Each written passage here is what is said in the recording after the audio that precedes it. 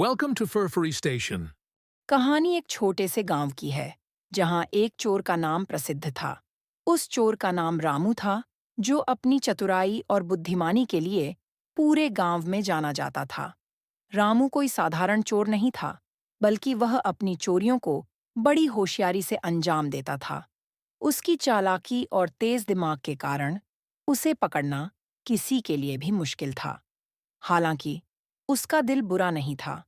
वह चोरी करने के बाद कभी किसी को नुकसान नहीं पहुंचाता था, बल्कि वह अपनी चोरियों से अर्जित धन का कुछ हिस्सा जरूरतमंदों को दे देता था।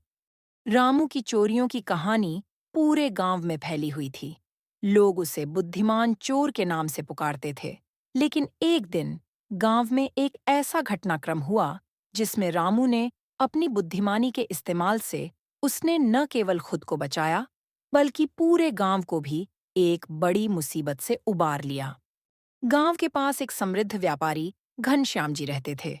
उनके पास बहुत सारी संपत्ति थी और उन्होंने अपनी पूरी जिंदगी मेहनत से धन कमाया था। वह एक ईमानदार और नेक व्यक्ति थे, लेकिन उनकी संपत्ति ने उन्हें कई बार परेशानी में डाला था। कई बार चोरों ने उनकी संपत्ति को निशाना बनाया, लेकिन वे हर बार अपने सुरक्षा उपायों के कारण बच गए थे। रामू ने भी सुना था कि घनश्याम जी के घर में बहुत सा धन और कीमती सामान रखा हुआ है, लेकिन उसे यह भी मालूम था कि घनश्याम जी के घर में सुरक्षा बहुत कड़ी है।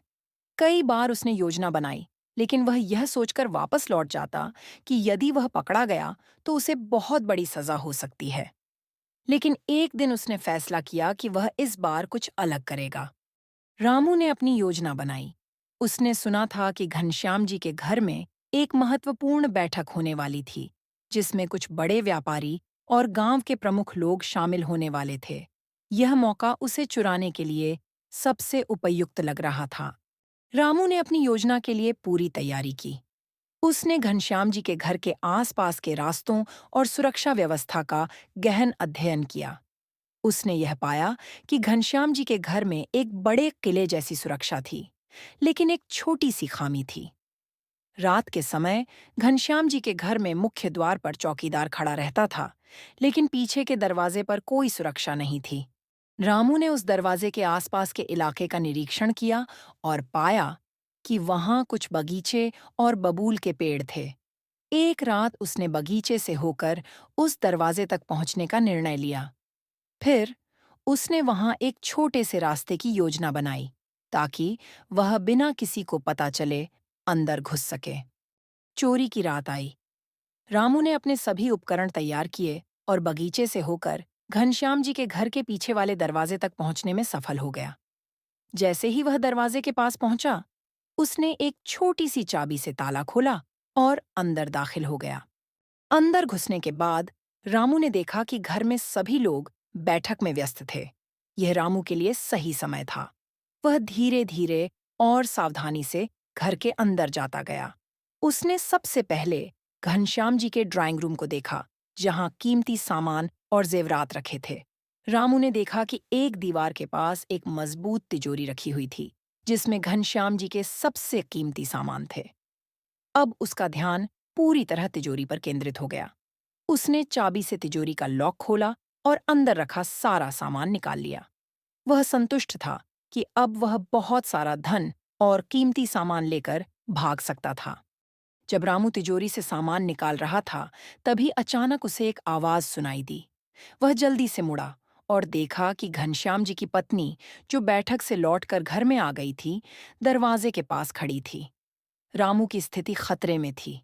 यदि वह पकड़ा जाता तो न केवल उसे सजा मिलती, बल्कि उसकी पहचान भी सामने आ जाती। लेकिन रामू ने घबराए बिना अपनी बुद्धिमानी का इस्तेमाल किया।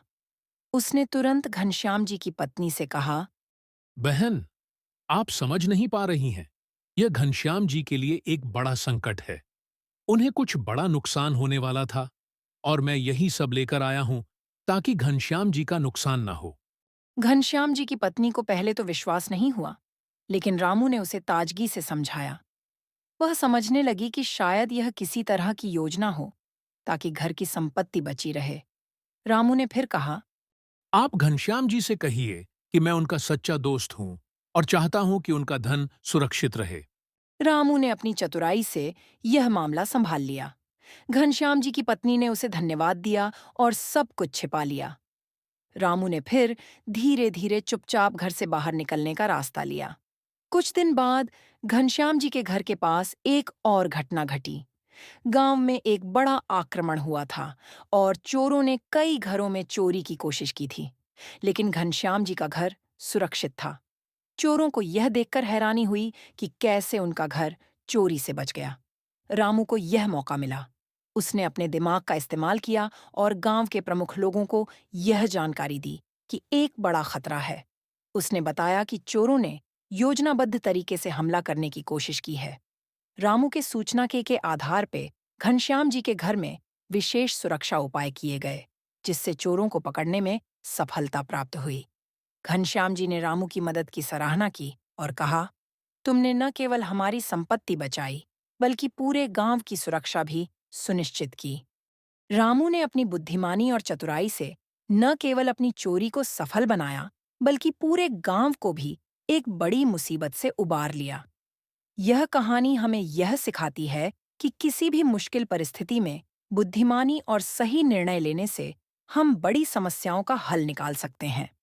रामू का उदाहरण यह भी बताता है कि किसी का भला करने से आत्मसम्मान मिलता है और यह कि सही रास्ते पर चलकर हम अपने जीवन में सफलता पा सकते हैं।